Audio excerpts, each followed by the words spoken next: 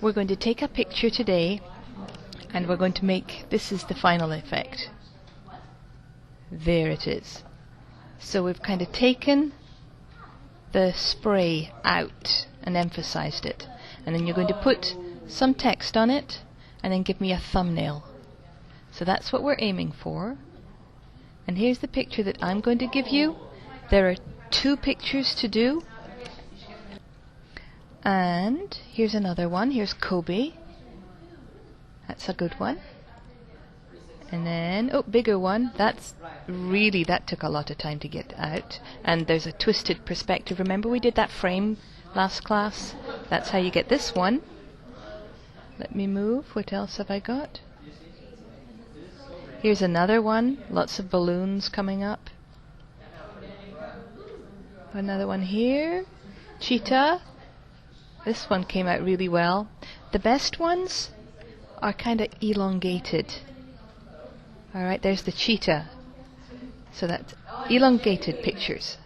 And then here is a wine barrel. That's a nice effect. So that's what we're aiming for. So with that in mind, create a new layer, and we're going to call this frame. Right click, layer properties, frame.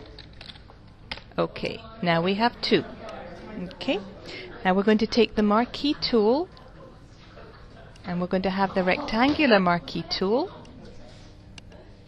and we're going to make a selection round about it. So go around here, but don't go further out than the tip of the jet ski.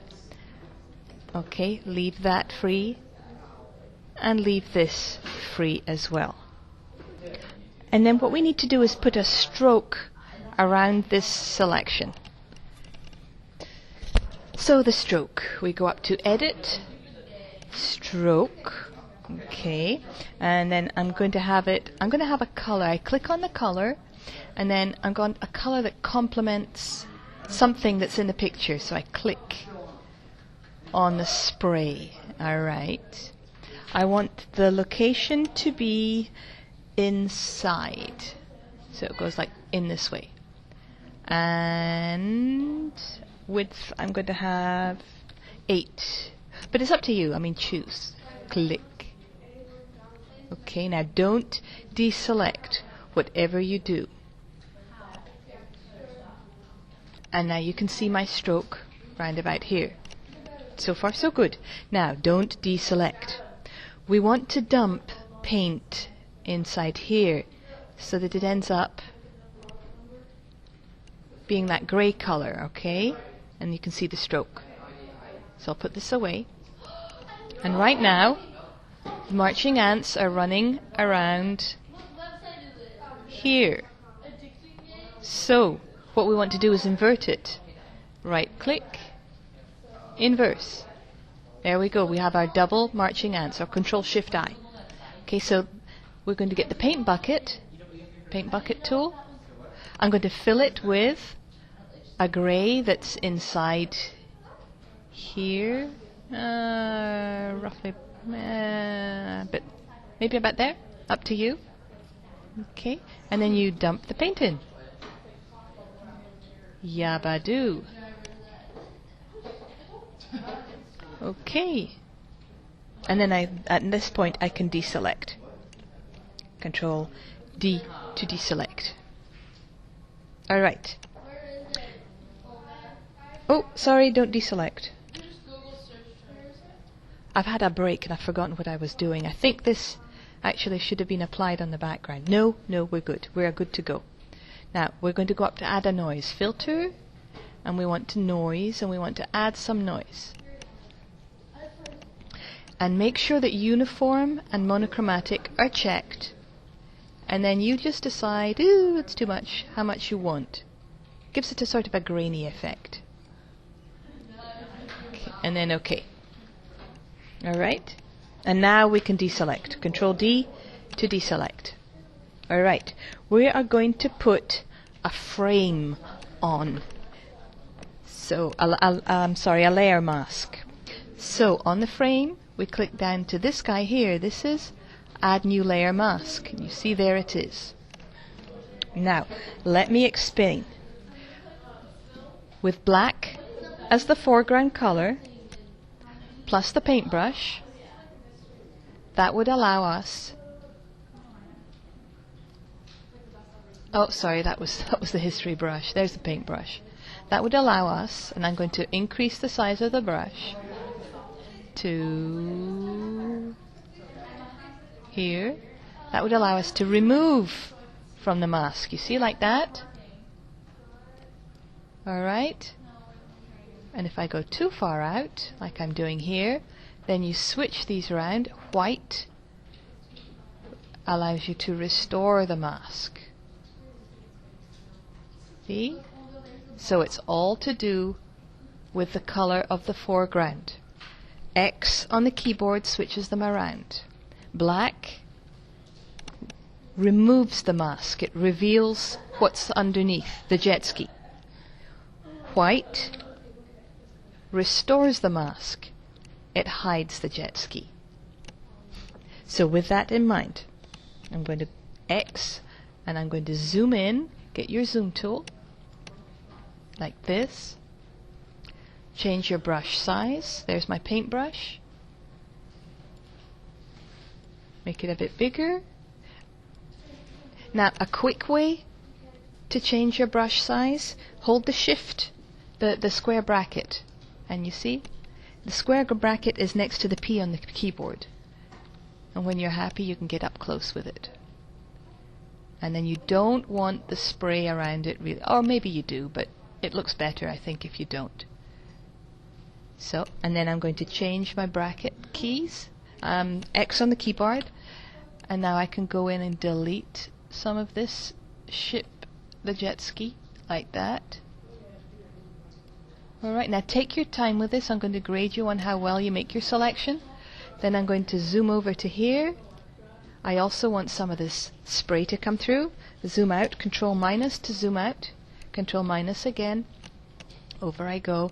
Shift the bracket key, square bracket, make it bigger. Oh, right bracket increases the size. That's quicker.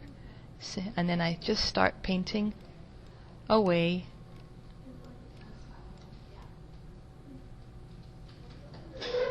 Sorry, restore. D. Painting away the spray. So black will reveal the spray, white will hide it. Now if you're not sure what beneath, change the opacity down. There you go, and then you get a better idea of where the spray actually is.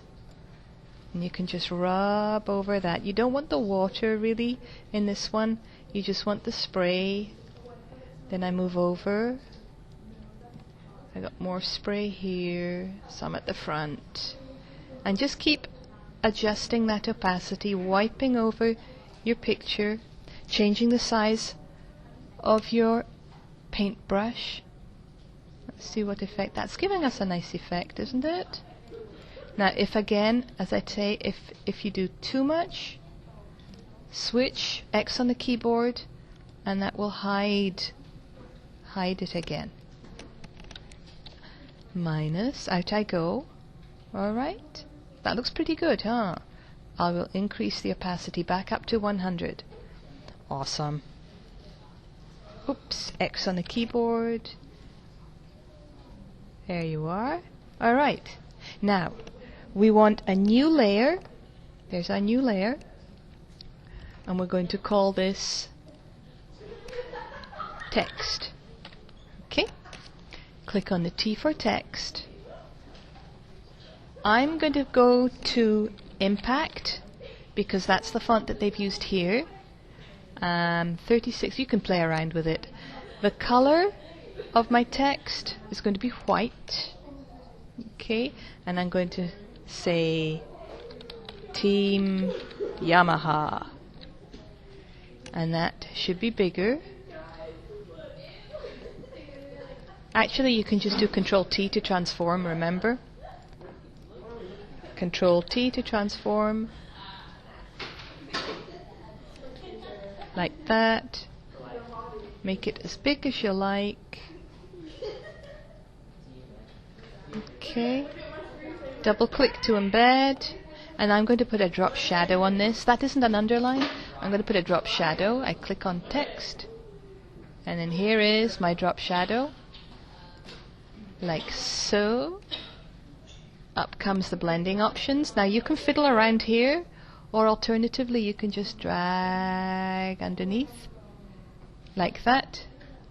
Now let me see, the light is coming from top left to bottom right, so I'm going to uncheck. Okay, there we are. That's telling me where the shadow should be. And you might want a bevel and emboss on it. Meh. Anyway, some text. And then, just to finish it off, pull up the original one, call this jet ski finished, pull up the original one, and apply a thumbnail effect. Like this one. There, I've got the thumbnail. Just drag it and drop it. Or copy paste it over so that we can see the original. Okay, this is jet ski out of the frame.